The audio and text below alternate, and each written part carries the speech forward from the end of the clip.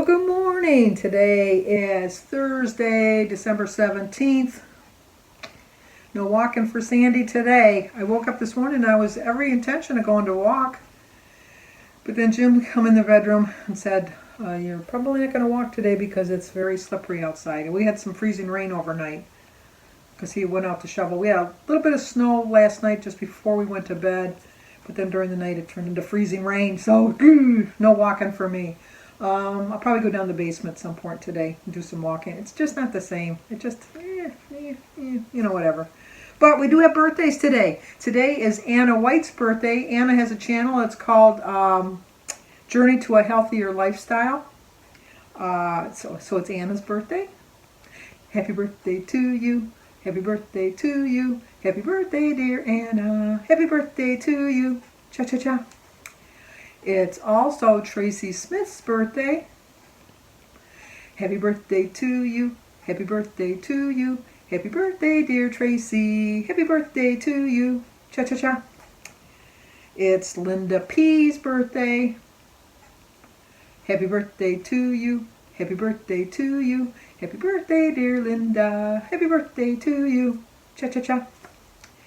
And I didn't forget about you, Cindy. Today is Cindy Gehrke. G-E-H-R-K-E. Gehrke? Well, anyway, it's Cindy's birthday.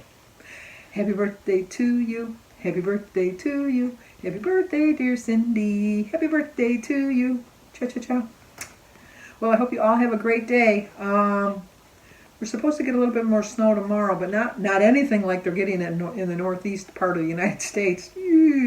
I want a little bit of snow for Christmas, but 18 inches, a little bit too much for me. I'll pass. I do love the snow. I really do love the snow. I don't like walking in it, and I don't like driving in it, but I just love the beauty of it. My favorite is when you have an ice storm, and all of the trees have the ice. It's just beautiful. But then the power lines come down, and you lose your power, and it's just dangerous. So that aspect of it I don't like. But if it was in the woods or something where, you could just sit there and enjoy the beauty of it, I would love it. I just would. I don't know if I told you the other day that one of my best friends in high school, her name was Sydney, contacted me through Facebook. She got my name through another person that I'm friends with, a part of our... we elected really good officers when we graduated in '68 because our one secretary, Pat, I won't say her last name because I don't want to put her name out there on YouTube, but she is so dedicated as far as doing all of our reunions. We had a 5-year reunion, a 10-year reunion, a 25-year reunion, a 30-year reunion, and a 50th year reunion. Every summer, she organizes a picnic at our local metropolitan beach. It's a big beach. Obviously, it's a beach. Every year in August, she has a big to-do that we do that. And then she brings all the memorabilia that she's kept from high school, like the tickets for the football games or the tickets for the plays, the yearbooks, pictures. It's just, we elected a really good officer. That's all I can say, is because my sister Denise, who graduated 10 years later, they nominated party people. And you would think since they're party people, they would have a reunion. They've never had not one reunion. Not one. So it's fun. So anyway, contacted her through her, and she's still living in Michigan, although she's far up north from Michigan from me. She's about 3.5 hours. But we're communicating in email now. So it's so nice. We were like best friends. My best friend Sue, Mary Kay, and Cindy, we were all like really close. And then when we went to high school, Mary Kay and I we still were friends, but we kind of drifted a little bit apart. But Sydney and Sue and I stayed really good friends. And then, like I said, Sue just lives a couple miles from me, so I see Sue. And then her brother married Birdie, Jim's sister, so that worked out. That, like family things, I see her all the time too. But it was a nice Christmas surprise. And this year, when you got to look for something, sometimes look for the positive. I was glad we found each other again because we're reminiscing about things. When I used to get so mad at my mother and I'd run away, she had her own bedroom. And I was just so jealous of her because she had her own bedroom. because her sister Jill was too young, so she slept downstairs in the bedroom with her mother and father until she got a little bit older, and then she had to share Sydney's room. But Sydney had her own room and her own bathroom. She had an ensuite. We didn't know they were called ensuites back then, but it was just, and I always told her I was going to run away from home and I would just sleep in the bathtub. And then when it'd be time for me to go home, I'd say, well, I got to go home now. Because I knew that I couldn't run away. I just knew I couldn't run away. But anyway, I was glad of that. But, you know, so I just know that things in life, if you like, look for the positive in things sometimes. You can really find them. Sometimes it's a little hard to find them. I know. Sometimes it's kind of really hard. But I always say anything is possible. Anything is possible. But, oh, no, it didn't stop in front of my house. I'm waiting for a package from Amazon, but the Amazon truck just parked across the street. I think it's a race to see who's buying more stuff from Amazon, me or my neighbors across the street. Because I think they don't even have to put us on, what do you call it, MapQuest or whatever to look for us. Google Maps. They don't have to put us on Google Maps because they say, oh, okay, another delivery. It's just not the same. I keep mentioning it. It's just not the same. Next year, I'm going to start a Christmas account because next year I'm going to go crazy. I know it. It's because it's going to be the grandest Christmas of all. It really is. Not that the Christmas this year is not going to be good because, you know, it's not going to be the same, but it's not going to be bad. It's just not. But anyway. Oh, and I wanted to tell you that I'm feeling really confident this week that I am going to lose another pound. I really do. I really think I'm going to lose a pound. The menu is really helping me out tremendously. I'm going through that period now. It's like I've done them for 3 weeks now, and now I'm kind of getting kind of cocky. I'm thinking I don't need to make a menu for next week, but I know I do. I know I do. So I know I will. And even though I'm not sticking to it 100%, it's really guiding me in the right way so that I will follow it, at least my point-wise. I can have a cup. Thank you, Joan. I love my cup. Joan's pointed plate made me my cup. But I think that what I want to make sure that I do is stay on track now because I don't want to be thinking that, you know what, it's so close to the new year, I might as well just forget. There's only 3 weeks left. No, really, 2 weeks left, really. What, today's the 17th? Yeah, 2 weeks left of this month. And of this year. It's hard to believe. We can't get out of this year quick enough, I know that. But 2 more weeks. And I know how much damage I can do in 2 weeks. So I'm not waiting to start again. I'm just starting right now, making smart choices. I'm not going to any holiday parties, and so it's nothing to really worry about. I am going to make my fudge today. I'll leave in the description box down below the recipe. It's just from the jar of the Kraft Miracle cream, marshmallow cream rather. That if you just buy a jar of the marshmallow cream by Kraft, even if you buy a store brand, because I think they got the same recipe, it's called Fantasy Fudge. And it's basically sugar, obviously sugar, sugar and the marshmallow cream, and some vanilla, and some butter, and the Nestle's chips. And then we put walnuts in ours. It's very high in points. Very, very high in points. I don't even know how many points it is. If I do figure out how many points it is, I'll let you know at the end of the video how many points it is. But it's a lot.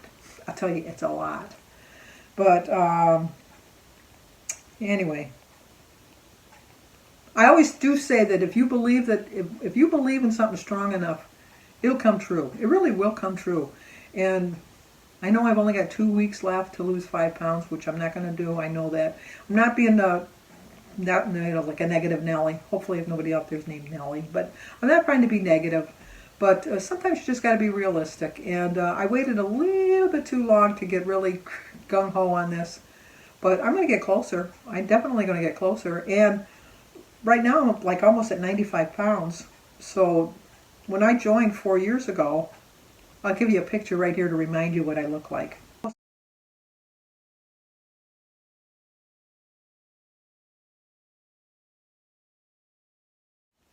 See, I have lost some weight. 95, almost 95. I think it was 94.6, I think. I think it was 94.6 pounds. But as of last Saturday. It's a lot lighter than I was. That's really almost a 5-foot person. There you go. Because when you're 5 foot, you should weigh about 100 pounds. So there was a 5-foot person trapped inside my body. Think, get me out of here! But they're out now. They're finally out. But anyway, Jim's getting ready to go to work. He's going to be leaving here in a couple minutes, and so he's going to be in here. And I didn't want to start my story and have Jim interrupt it, but I will share it anyhow. That's a car story. Trust me, I'm starting to run out of car stories. I know you find that hard to believe. No, you probably don't find that hard to believe. It's probably very much possible that I'm running out of stories. So, anyway, I'm going to say goodbye to Jim, and then I'll be back to tell you the story. Okay, Jim's left for work. This involves Jim's actual car story. Jim and his brother. When we were dating, Jim's parents always went up to Algonac State Park and always camped. And we used to go every once in a while just to visit with them. And the one time we went, and we always double dated with Jim's brother Tom, because Tom had a car, Jim didn't have a car. This was before Jim had a car. And so we were going up to Algonac, and we had brought a blanket to lay on. Jim's mother didn't have any extra blankets, just the blankets that were on the bed. And Tom didn't think of anything like that. So Jim's mom and a friend of the family, his name was John, he always went camping with them too. And Jim's dad would come, and then he'd go to work, and then when he got off of work, he'd come back at night. But so John and Jim's mom had gone into town to go get some groceries and stuff like that. And Jim and I were laying on the blanket, and then Tom wanted to lay on the blanket with Jackie, and he kept kicking at Jim's kicking him and kicking him. Not kicking him, but like tapping, kicking, you know what I mean? Like a nudge kind of a kick. And kept telling Jim, it's my turn, Jackie and I want to lay on the blanket. And Jim kept saying, no, just go sit on the chairs. And he said, I don't want to sit on the chairs, we want to lay on the blanket. And because you know what you do when you lay on the blanket. So anyway, he kept kicking at me, and kicking at him, and kicking at him. And so Jim kept saying, stop kicking me, stop kicking me. And he said, no, I'm going to keep kicking you till you get off the blanket. And Jim says, I'm telling you, stop kicking me. And Tom kept saying, you mean like this? You mean like this? You mean like this? And he kept kicking him and kicking him. And then he was laughing at Jim. Oh, don't laugh at Jim. Especially back then, don't laugh at Jim. Jim got so mad. And he got up, and he says, you want the blanket? You can have the blanket. And then Tom was laughing, and he went to lay on the blanket. And then Jim says, oh, you think it's funny, huh? You think it's funny. Tom had a brand new red Wildcat Buick, because I told you the family they were Buick owners. He had only had it 6 months, 5 months. It was brand new. It was a really nice, sharp-looking car. And Jim kept saying, you think it's funny, huh? You think it's funny? And with that, gave off a full-force karate kick into the side panel of his car, or the back panel of the car, and completely dented in the whole back end of the car. And Jim said, so you think that's funny? Oh, Tom jumped up and started chasing Jim, because he was going to beat the crap out of him because he had damaged his car. And Jim was running. And Jackie and I are just sitting there yelling at the two of them, just saying, oh, stop it, and I'm thinking, well, now, Jim, it's going to cost you money because you're going to have to fix that. And they're just going crazy. And so Jim took off running. Tom comes back, jumps into his car, and starts chasing Jim through the trailer park, or the campsites. There were like little roads that you went up and down. And what Jim would do is he would stand in the middle of the road and go, ah, and then Tom would try to run him over. I mean, it was like rage. It was rage beyond rage. And Jim would jump out of the way and then run over to the next road, and then Tom would drag off like a bat out of hell to get around to try to hit him again. And it just kept going and going and going. And then finally, somebody had called the police. The state police had come. And the state police were coming in and to find out who was causing all this commotion in the campgrounds. And so they stopped anybody from coming in at the gate, because you had to show your passes to show that you were actually had paid for your site and that. And so they were sitting at Jim's mother at this meantime had come back from their shopping and was sitting at the gate there. And so she said to the ranger, the park ranger, what's going on? She says, oh, there's a couple of nuts running through the parking lot or through the campground, and they're trying to hit them with the car. We don't know what's going on. She says, oh my God, I hope you find them and arrest them, because we don't need those kind of riffraff in this kind of a park. This is a family park. This is just disgraceful that something like this could be going on in this park. And then just then, the police car was coming up, and she looked in the back of the police car, and here sits her two sons, because they found them and they arrested them. Jim's mother was beloved. That's a word I learned. It's not a real word. Oh, there's a UPS truck now. Well, passed me up. But you know what? It's going across the street. Anyway, so Jim's mother had to go down and get them. Oh, she just was, well, but that one girl I worked with always said beloved. And we always told her there's no such word. The word is livid. And she says, no, it's beloved. Look it up. So ever since then, I always say beloved. But anyway, and there's no word beloved in the dictionary. At the time. Maybe there is now, but at the time there wasn't.